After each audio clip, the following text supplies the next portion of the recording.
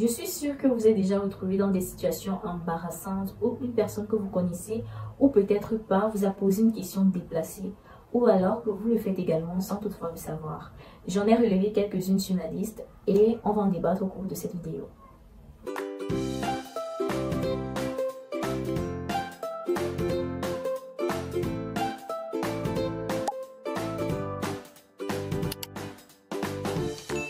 Salut à tous, j'espère que vous allez bien, bienvenue sur ma chaîne. On se retrouve aujourd'hui pour une nouvelle vidéo où je vais partager avec vous les 10 questions que je trouve très indiscrètes et qu'il ne faudrait pas poser à quelqu'un qu'on ne connaît pas.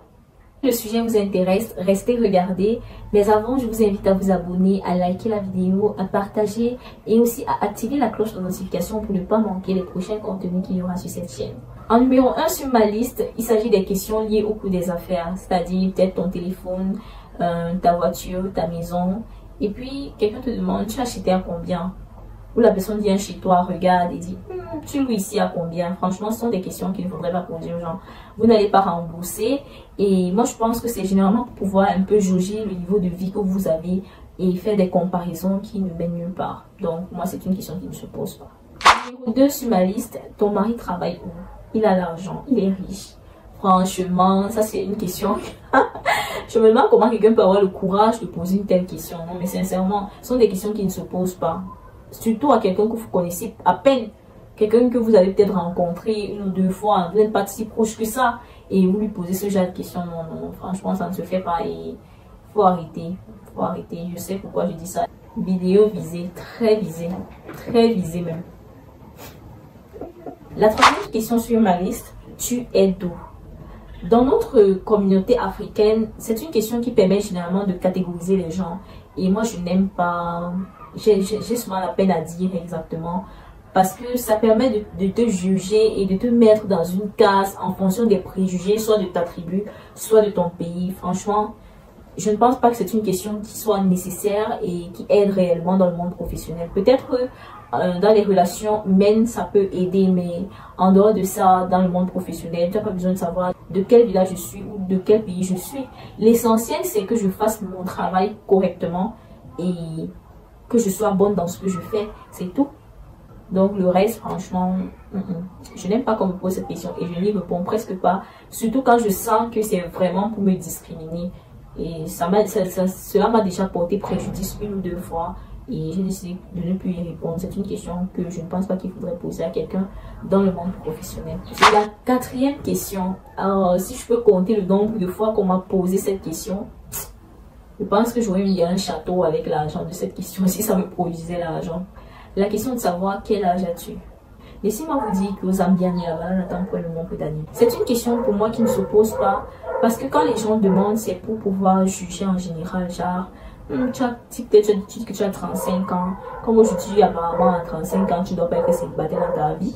Ce que je sais pas, où c'est écrit dans la Bible, je sais pas. Peut-être c'est écrit quelque part, je sais pas. On va dire, tu as 35 ans et tu n'es toujours pas marié, tu n'as toujours pas d'enfant, par exemple. Vous voyez, les gens en général, quand ils demandent l'âge, c'est généralement pour juger et je ne trouve pas ça nécessaire. Ou alors, quand peut-être tu es plus jeune et que tu as accompli des choses qui sont intéressantes, parce que à ton jeune âge, tu fais déjà ceci, tu fais déjà cela, tu es mature. La cinquième question, et je pense que beaucoup de mamans qui sont célibataires n'en peuvent plus, c'est de savoir où est le père de ton enfant. Je ne pense pas qu'il y ait une femme qui a voulu avoir un enfant avec un homme et s'en séparer plus tard pour être mère seule. Donc quand vous posez ce genre de questions, vous réveillez des blessures peut-être enfuies, ou même si c'est juste un passé qu'elle a oublié, vous revenez encore là-dessus.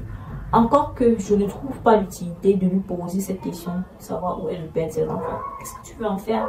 C'est très déplacé et moi je trouve que c'est un peu méchant parce qu'en le faisant, tu sais très bien que tu es en train de réveiller quelque chose. Tu sais très bien que tu es en train de l'avexer, mais tu le fais quand même.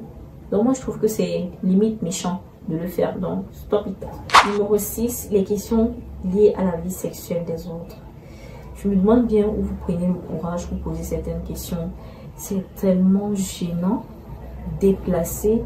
C'est même horrible de poser ce genre de questions à quelqu'un que vous connaissez à peine. Même si c'est votre ami, c'est sa vie intime. Vous savez ce qu'on appelle intimité. Il y a le privé, il y a la vie privée, il y a la vie intime. La vie intime, c'est privé, privé, privé, fois 10. Donc, tu traverses la vie privée, tu entres dans la vie intime de quelqu'un. Non, mais franchement, non. Je trouve ça tellement bizarre. C'est vrai qu'il y a des personnes qui n'ont pas de mal à en parler et tout, mais c'est parce qu'elles veulent en parler. Tu ne me poses pas certaines questions, des questions aussi bizarres, aussi louches, aussi déplacées. Non, non, non, non, non, non. Franchement, non. Non. 7e question, tu te maries quand? Mes amis célibataires, je pense quand même que cette question, si vous comptez le nombre de fois qu'elle vous a été posée, et vous récupérez l'argent de ces questions-là, vous allez même construire le château. Je sais, c'est une question qu'on pose beaucoup, surtout nos tatas, nos mamans, tout le temps.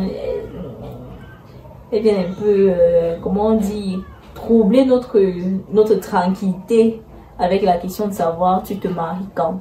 Franchement, je pense que l'essentiel n'est pas d'être marié, mais de se marier à la bonne personne et au bon moment. Ce n'est pas un problème si tu te maries, comme les gens disent aujourd'hui qu'à 30 ans, une femme, c'est faux.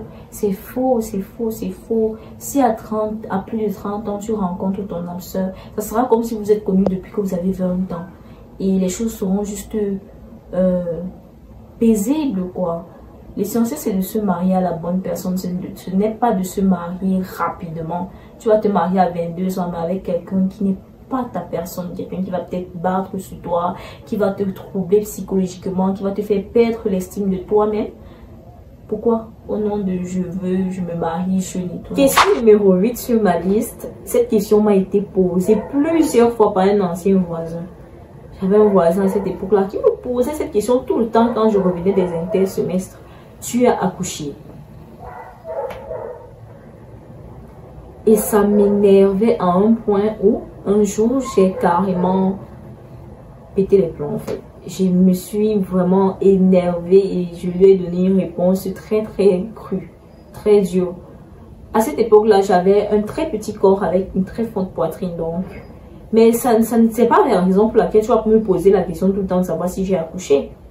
Et il y a des filles qui viennent de se marier à qui on pose cette question-là tout le temps. Vous ne savez pas dans quelle situation les gens se trouvent. Elle peut être en train de chercher l'enfant, elle peut avoir un problème de santé, ou simplement elle a décidé d'attendre d'être prête.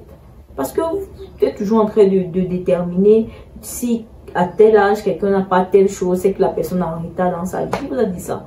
Qui vous a dit ça? En tout cas, c'est une question qu'il ne faut pas poser à quelqu'un. C'est vraiment déplacé et je trouve même que c'est méchant. La prochaine question est un peu en relation avec la précédente. C'est celle de savoir tu es enceinte. Une fille m'a posé cette question au supermarché. On ne se connaît pas, elle est réuniste. Elle m'a demandé tu es enceinte. J'ai dit non. J'étais troublée par sa question parce que je me demandais où elle prend le courage de poser une telle question. Non seulement à une personne qu'elle ne connaît pas, mais en plus à une cliente. Et je n'étais pas dans le rayon des femmes, je n'étais pas dans le rayon nouveau-né. C'était tout pour cette vidéo. J'espère que vous avez aimé. Si c'est le cas, likez. N'oubliez pas de vous abonner et d'activer la cloche de notification pour ne pas manquer les prochaines vidéos. Moi, je vous dis à la prochaine dans une nouvelle vidéo.